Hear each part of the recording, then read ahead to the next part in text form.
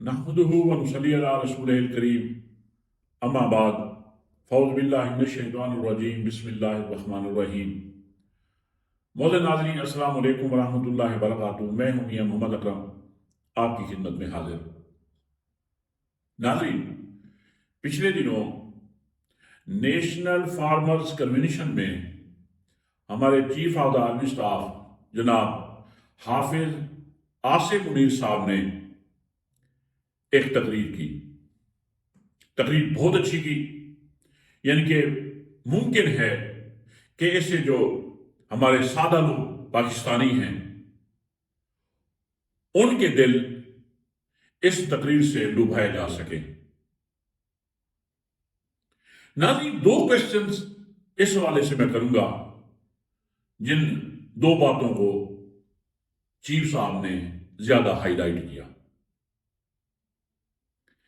پہلی بات انہوں نے یہ فرمائی کہ پاکستان اور مدینہ منورہ کلمے کے نام پر لیے گئے کنٹریز ہیں، ان کو کچھ بھی نہیں ہوگا، یہ ہمیشہ قائم و دائم رہیں گے۔ میں چیف صاحب کے ساتھ معذرت کے ساتھ یہ کہوں گا کہ میں ایسی بات کو نہیں مانتا، اور یہ ایک خوش فہمی یا اسے ایک غلط فہمی کہہ لیں، اس کو اتنا زیادہ اس کی تشہیر کی جاتی ہے کہ جیسے کہنے والے یہ کہہ رہے ہوں کہ شاید اس بات پہ اللہ نے وعدہ کر لیا ہے کہ جو ملک کلمے کے نام پر بنے گا اس کو کوئی آنچ نہیں آئے گی، اور یہ عوام کے اندر خطرناک قسم کی خوش فہمی پھیلانے کی کوشش کی جا رہی ہے، اور یہ عرصہ دراز سے ہے۔ اگر یہ بات ہوتی تو 71 میں کیا ہوا تھا؟ کیا مشرقی پاکستان کا حصہ نہیں تھا؟ خیر، میں اس موضوع یہ موضوع تو خیر بہت طویل ہے، اس کو مختصر ٹائم میں اس کو سمیٹا جا سکے۔ تاریخ سے ایک واقعہ دہرانے کی کوشش کرتا ہوں اور اسے شاید سمجھ میں آ جائے یہ حقیقت جس کے اوپر میں نے کوشچن اٹھایا ہے یا میں نے اپنی نا اتفاقی کا اظہار کیا ہے۔ یہ میرا حق ہے کہ حضرت محمد مصطفیٰ صلی اللہ علیہ وسلم جب وہ نبوت کا اعلان کرنے کے بعد اللہ کا پیغام پہنچا رہے تھے سب لوگوں کو، تو ان دنوں میں ایک قریشی سردار نے ایک دعوت کا اہتمام کیا اور اس میں مکہ کے سب لوگوں کو مدعو فرما کیا۔ اس میں آپ صلی اللہ علیہ وسلم بھی وہاں پہ تشریف لے گئے۔ جب وہاں پہنچے، جب کھانا لگا تو سب لوگ کھانا کھانے لگے، لیکن اللہ کے نبی صلی اللہ علیہ وسلم نے کھانا تناول نہ فرمایا۔ اس میزبان نے پوچھا کہ اے محمد صلی اللہ علیہ وسلم، آپ کھانا کیوں نہیں تناول فرما رہے؟ تو آپ صلی اللہ علیہ وسلم نے فرمایا کہ دیکھیں، آپ نے دعوت دی تھی، میں چلا آیا، اب کھانا میں نہیں کھاؤں گا۔ اب عربوں میں کے لیے ایک دو مرنے کا مقام تھا، ان کی تو ایک پوری نسل میں ایک بلیم پٹ ہو جاتا کہ یہ ایسا بدبخت شخص ہے کہ اس کے گھر میں ایک مہمان آیا تھا اور بغیر کھائے چلا گیا تھا۔ اب وہ خوفزدہ ہو گیا، اور اس نے جب زیادہ اصرار کیا تو جب اللہ کے نبی صلی اللہ علیہ وسلم انکاری رہے تو اس نے پھر یہ عرض کیا کہ اچھا اے محمد صلی اللہ علیہ وسلم کہ آپ یہ بتائیں گے کہ کس شرط کی بنیاد پہ آپ کھانا کھائیں گے، کیونکہ اس نے اپنے شجرے کو، اپنی نسل کو، آنے والی نسل کو اس بلیم سے، اس رسوائی سے بچانا تھا کہ میرا ایک خاندان پورا بدنام ہو جائے گا کہ یہ وہ لوگ ہیں جن کے گھر سے ایک مہمان بغیر کھانا کھائے چلا گیا تھا۔ تو انہوں نے کہا کہ کس شرط پہ آپ کھانا کھائیں گے؟ تو آپ صلی اللہ علیہ وسلم نے فرمایا کہ آپ کلمہ پڑھ لیں، میں کھانا کھا لیتا ہوں۔ اب اس نے باقی قریشی سرداروں کی طرف بھی دیکھا، اور لیکن جو اس کے لیے پورے خاندان کے وقار کی بات تھی، اس نے اس کو بھی بچانا تھا، تو اس نے کہہ دیا کہ ٹھیک ہے جی، لا الہ الا اللہ محمد رسول اللہ، آپ کھانا تناول فرمائیں۔ اللہ کے نبی صلی اللہ علیہ وسلم نے کھانا کھا لیا۔ جب وہ وہاں سے تشریف لا کے چلے آئے، لے آئے، واپس آ گئے، تو بعد میں باقی سرداروں نے اسے پکڑ لیا، اور تجھے کیا ہو گیا، تو نے بھی کلمہ پڑھ لیا، تو بھی محمد صلی اللہ علیہ وسلم کے ساتھ میں مبتلا ہو گیا۔ تو اس نے کہا کہ قریشیوں، مجھے بھی پتا تھا، لیکن میں اپنے خاندان کا وقار بھی تو میں نے بچانا تھا، میں نے دل سے تھوڑی پڑھا ہے، میں نے تو زبان سے کہہ دیا تھا بس، کھانا کھلانے کی غرض سے، ویسے تو میں ویسے مشرک ہوں۔ تو کیا یہ کلمہ پڑھنے سے وہ جنت میں چلا جائے گا؟ حضور صلی اللہ علیہ وسلم کی حدیث میں ہے کہ جس نے کلمہ پڑھا ہے وہ جنت میں ہر حالت میں جائے گا۔ تو میری اس حوالے سے گزارش یہ ہے کہ اپنے کرتوتوں پہ ہی قوموں کے اوپر اللہ کی طرف سے عذاب آتے ہیں۔ پہلی بات تو یہ ہے کہ جو ایک اگلی بات انہوں نے یہ فرمائی کہ سوشل میڈیا کے ذریعے پروپیگنڈا کیا جا رہا ہے کہ پاکستان کا وجود خطرے میں ہے۔ چیف صاحب، خدا کے لیے اس طرح کی باتیں نہ کریں۔ پاکستان کا صحت مند جو وجود ہے وہ تو ایوب کے ماشاءاللہ سے ہی اللہ کو پیارا ہو گیا تھا۔ اب جو اس کا ایک بیمار وجود بچا ہے، ہاں اس حوالے سے کہہ رہے تھے کہ یہ بیمار وجود خطرے میں تھا، لیکن اب اللہ کے فضل سے یہ خطرہ بھی ٹل چکا ہے۔ اب اس ملک کو ایک ایسا لیڈر مل چکا ہے جس نے پاکستان کی بیماری کو ڈائیگنوز کر کے اور اس حوالے سے اس ملک کے وجود کو صحت مند بنانے کے لیے عوام کے اندر اتنی اویئرنیس دے دی ہے کہ اب یقین ہو چلا ہے کہ یہ ملک، اس کا جو بیمار وجود ہے، یہ انشاءاللہ ایک تندرست و توانا وجود بنانے میں اس عوام کو اللہ ضرور توفیق دے دیں گے۔ جب پتہ چل گیا عوام کو کہ ہمارے جو فنڈامنٹل رائٹس ہیں یہ کہاں پھنسے ہیں، آج تک ہمارے ہاں ہماری قوم کے ساتھ دھوکہ ہوتا رہا۔ جو سیاستدان تھے وہ انڈیکیٹ کرتے رہے کہ پبلک جو ان کے رائٹس ہیں، آپ کے جو حقوق ہیں، جو انسان یہ بنیادی حقوق ہیں، وہ جی ایچ کیو میں پھنسے ہوئے ہیں۔ اس ملک کے جو وسائل ہیں ان کے اوپر جی ایچ کیو قابل ہے۔ جی ایچ کیو والے یہ کہتے رہے کہ انسان کے جو پاکستان کی انسانی بنیادی حقوق ہیں یہ سیاستدانوں نے کیپچر کر لیا ہے ان کو، لیکن بات ان کی بھی ٹھیک ہے اور ان کی بھی ٹھیک ہے۔ یہ اب عوام سمجھ گئے ہیں کہ پھنسے ہوئے کیا ہیں، یہ جو بنیادی حقوق ہیں یہ دونوں میں تقسیم ہوئے ہیں بس، اور ان میں حصہ نہیں ہے تو صرف اور صرف عوام پر نہیں ہے۔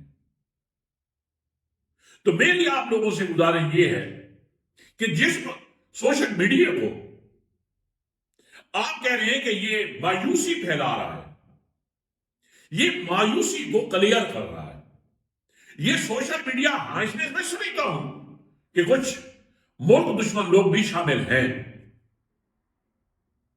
میں معترف اس بات کا، لیکن اس کے لیے پورے سوشل میڈیا کو بلیم پٹ کر دینا، یہ بات اب ہم نہیں مانتے۔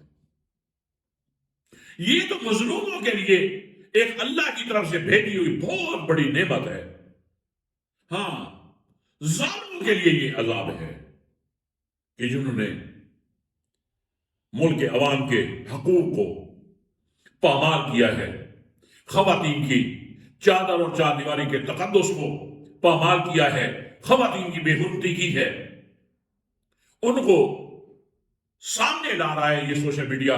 تو میں کہتا ہوں کہ یہ اللہ کا کم از کم مظلوموں کے لیے تو اللہ کا بہت بڑا انعام ہے، اور ظالموں کے لیے میں بالکل کہوں گا کہ یہ عذاب سے کم نہیں ہے۔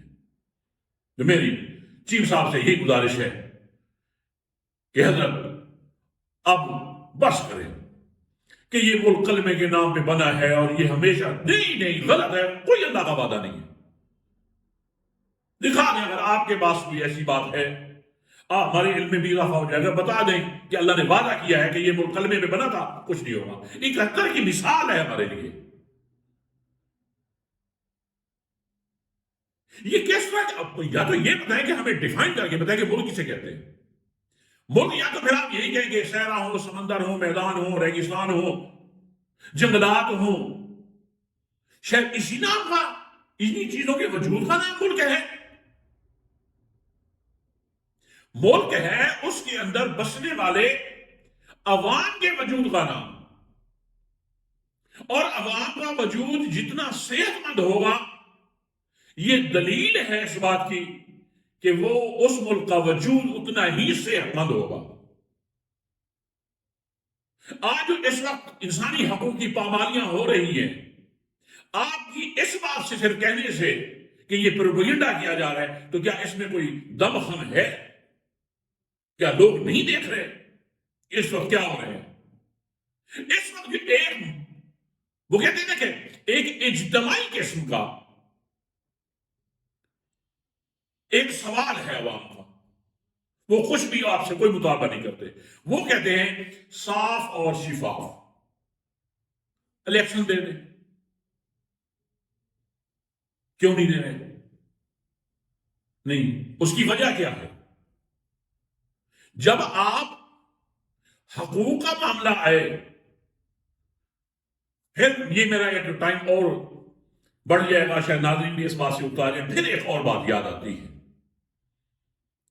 کہ ایک شخص نے آپ صلی اللہ علیہ وسلم سے قرض لینا تھا، وہ وہاں پہ جاتا ہے قرض کا مطالبہ کرنے کے لیے، اور نہایت ہی گستاخانہ لہجے میں اللہ کے نبی صلی اللہ علیہ وسلم سے قرض کی ڈیمانڈ کرتا ہے۔ اور جب یہ پوزیشن دیکھتے ہیں تو صحابہ کرام ان کے چہروں کے تاثرات بدلتے ہیں اور اٹھنے لگتے ہیں اس کی طرف۔ اللہ کے نبی صلی اللہ علیہ وسلم نے فرمایا بیٹھ جائیں، جس بندے نے حق لینا ہوتا ہے اس کے پاس یہ بھی اختیار اور حق ہے کہ وہ اپنے لہجے میں ترشی لا سکتا ہے، لہجے میں سختی لا سکتا ہے، یہ اس کا حق ہے۔ یہ امام الانبیاء حضرت محمد مصطفیٰ صلی اللہ علیہ وسلم وہ اختیار دے رہے ہیں، اور ہمارے حقوق، عوام کے حقوق پہ ڈاکے میں ڈاکہ پڑ رہا ہو، اور ہم جب اپنی آواز اٹھائیں تو ویگو ڈالے گی، دھمکیاں دینا شروع کر دیں، ان کو اٹھا لیا جائے، ان کو قتل کروا دیا جائے، ان کی بہنوں بیٹیوں کو اٹھا لیا جائے، چار دیواری کے تقدس کو روم دیا جائے، دنیا کے اخلاقیات کو بھی پس پوش ڈال دیا جائے، اور اللہ نے جو احکامات دیے ہیں حقوق و فرائض کے حوالے سے ان کو بھی پس پوش ڈال دیا جائے۔ کیا اسی طرح کے ملک ہوتے ہیں؟ چیف صاحب اس طرح کے ملک نہیں ہوتے، وہ بھیڑ بکریوں کے باڑے ہوتے ہیں۔ اب ہمیں جو ایک ٹریڈیشنل قسم کی ہماری جو تھنکنگ ہے، we will have to change۔ اب یہ اس طرز پہ جو ہماری اس فلسفے پر بنائے ہوئے ہیں، اب یہ اثر انداز عوام پہ ہونے والے نہیں ہیں۔ یہ کس طرح کا ملک ہے؟ یہ کس طرح کا وجود کی بات ہے؟ اسی بات پہ خوش رہے کہ نہ غریب آدمی کو انصاف مہیا، نہ ایجوکیشن مہیا، نہ صاف پانی مہیا، نہ علاج مہیا۔ یہ کس ملک کا نام ہے؟ کیا یہ ملک کا نام ہے کہ ساری زندگی گزر رہتی ہے، عدالتوں سے انصاف نہیں ملتا؟ لیکن بات مختصر کرنے کی کوشش کرتا ہوں کہ الحمدللہ اللہ کا احسان ہے کہ یہ بیمار وجود، پھر سے بات ریپیٹ کر رہا ہوں، جو اس ملک کا بیمار وجود ہے اس کی بیماری ڈائیگنوز ہو گئی، اور انشاءاللہ ہمیں اللہ کے اوپر توکل ہے کہ اللہ نے اب شاید فیصلہ کر دیا ہے، اس قوم کی تقدیر بدلنے کا، کیونکہ اب اس نے ٹھان لی ہے کہ اس جو بقیہ بیماری زدہ جو اس ملک کا وجود ہے، انشاءاللہ اللہ کی توفیق سے اس ملک کو صحت مند وجود اس ملک کا بنانے میں تن من دھن سب کچھ لگا دیں گے۔ تو ناظرین، میری آپ سب سے بھی یہی گزارش ہے کہ ہماری اسٹیبلشمنٹ ہو، یہ بھی ہماری اسٹیبلشمنٹ ہے، یہ ہماری جان ہے۔ اگر ان کے ساتھ کوئی ہمارا اختلاف ہے تو ہم اللہ کو حاضر ناظر جان کر کہتے ہیں کہ پالیسی کی حد تک ہے، اور یہ ہمیں اللہ نے اختیار اللہ نے بھی دیا ہے اور دنیا کے قوانین نے بھی دیا ہے۔ لیکن دشمن یا مخالف، اس کو بھی ہم یہ موقع نہیں فراہم کریں گے کہ ہماری فوج پہ کسی قسم کا کوئی کرٹیسائز کرے۔ ہاں، پالیسی سے اختیار ہم خود کر لیں گے، دوسرے لوگوں کو پالیسی کے حوالے سے بھی کرٹیسائز کرنے کا موقع نہیں دیں گے، نہ ان کا کرٹیسزم ہم برداشت کریں گے۔ ہم نے تو یہ سبق اپنے بڑوں سے سیکھنا ہے۔ ملک و قوم سے محبت ایمان کا حصہ ہے، کہ جیسے حضرت علی رضی اللہ تعالیٰ عنہ اور حضرت امیر معاویہ رضی اللہ عنہ کے درمیان جب جنگیں شروع ہو گئی تو اس وقت رومیوں کو جب اس بات کی اطلاع ملی تو انہوں نے جناب کوشش کی کہ اب چونکہ یہ ملک میں اسلام میں یا مسلمانوں میں انتشار پیدا ہو چکا ہے، ہم اس سے فائدہ اٹھاتے ہوئے ان کے اوپر حملہ کر دیں۔ جب اس کی اطلاع حضرت امیر معاویہ رضی اللہ تعالیٰ عنہ کو ہوئی تو انہوں نے قاصد کے ذریعے رومیوں کو پیغام بھیجا کہ اگر تم نے ایسی کوئی حرکت کی تو یاد رکھیں میں نے حضرت علی رضی اللہ عنہ کے ہاتھ پہ بیعت کر لینی ہے اور تمہارے ملک کی اینٹ سے اینٹ بجا کر رکھ دیں گے۔ جب یہ پیغام پہنچا تو ان کا جو بڑھتا ہوا حوصلہ تھا پھر وہ ابدی نیز ہو گیا۔ تو ناظرین، ہم بھی انہی لوگوں کے پیروکار ہیں، اپنا سمجھ کر محبت کی بنیاد پہ کرٹیسائز کرنے کا ہمیں اللہ نے بھی حق دیا ہے اور دنیا کے قوانین نے بھی دیا ہے۔ وہی گزارش کہ اگر اس ملک کو تندرست و توانا بنانا ہے تو پھر یہ ملک، یہ عوام متقاضی ہیں، ان کا تقاضا ہے کہ ان کو صاف اور شفاف الیکشن دے دیں۔ ہم سب آپ کی کمی کوتاہیوں کو اللہ بھی معاف فرمائے، ہم بھی معاف کر دیں گے۔ یہ یاد رکھیں، پی ڈی ایم ہو یا اسٹیبلشمنٹ جو ان کو سپورٹ کر رہی ہے یا باقی جو بھی ادارے کر رہے ہیں، میں اللہ کے توکل پہ یہ بات کرتا ہوں کہ یہ اپنی موت آپ بھر چکے ہیں، ابھی ان کا دفنانا باقی ہے۔ اور یاد رکھیں کہ اگر 8 فروری کو الیکشن کا جو ایک سسٹم ہے وہ اگر کلیئر نہیں کر دیں گے، اس کے لیے انتظامات ٹھیک نہیں کریں گے، یا عوام کو 8 فروری کا الیکشن کے دن ووٹ صحیح طور پر کاسٹ کرنے کی آپ سہولت نہیں دیں گے یا اس کے لیے رکاوٹ کھڑی کریں گے، تو پھر ایسے سمجھیں کہ پی ڈی ایم اسٹیبلشمنٹ اس لاش کو اگر اس دن عوام کو دفنانے کا موقع نہ فراہم کیا گیا ووٹ کے ذریعے، تو اس لاش نے اتنا تعفن پھیلانا ہے کہ اس میں میرے خیال میں ایسے حالات پیدا ہو جائیں گے، ایسا تعفن پھیل جائے گا کہ پھر اس ملک کا جو باقی بیمار وجود ہے وہ بھی خطرے میں چلا جائے گا۔ تو ناظرین، میں اس دعا کے ساتھ آپ سے اجازت چاہتا ہوں کہ اللہ تعالیٰ ہم سب کو ہدایت دے۔ ہم سب بھائی ہیں، کلمے سے بڑھ کر کوئی رشتہ نہیں ہوتا۔ ہم سب نے ایک نہ ایک دن اللہ کے حضور حاضر ہونا ہے، ایک ایک سوال کو آج جواب دینا ہوگا۔ تو جناب خیر خی اور ہمدردی کے ساتھ، دعاؤں کے ساتھ یہی کہ اللہ تعالیٰ ہمارے ملک و قوم کی حفاظت فرمائے، اللہ ہمارا حامی و ناصر ہو، اللہ تعالیٰ ہم سب کو اپنے غلط کاموں کا محاسبہ کرنے کی کوشش کرنی چاہیے اور اللہ سے سچی توبہ کی توفیق مانگنی چاہیے، اور اللہ ہم سب کے ہاتھ پہ رحم فرمائے، اللہ اس ملک کو اور اللہ اس قوم کو دنیا میں چمکا دے۔ تو ناظرین، اسی کے ساتھ ہی میں آپ سے اجازت چاہتا ہوں۔ السلام علیکم ورحمۃ اللہ وبرکاتہ۔